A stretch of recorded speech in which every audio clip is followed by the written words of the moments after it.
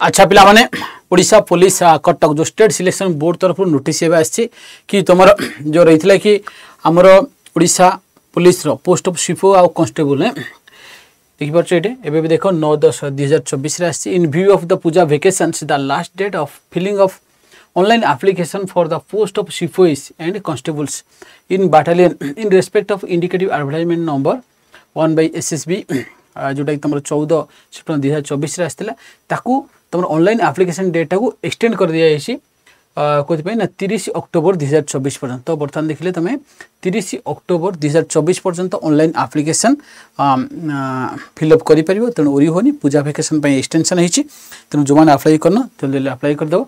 तो मन रखिए कौ पर्यंत ना आमर जो पुलिस सिपाही आउ कांस्टेबल तो डिफरेंट बाटालियन जो पोस्ट रही से पिला माने ऑनलाइन एप्लीकेशन डेट 30 अक्टोबर 2024 को बढ़ी दि जाइए मन रख। तेणु समस्ते जो मैंने फिलअप करना फिलअप करदेव ना मन रख। तो आज ही आसला यूनिवर्सिटी आ पूजा भी बहुत बढ़िया आमर ऑफर रही पे देखिले।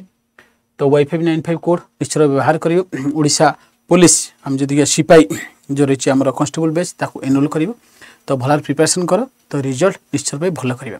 धन्यवाद समस्त को। चैनल को लाइक आउ सब्सक्राइब करियो जमार भूलिबानी। Thank you all.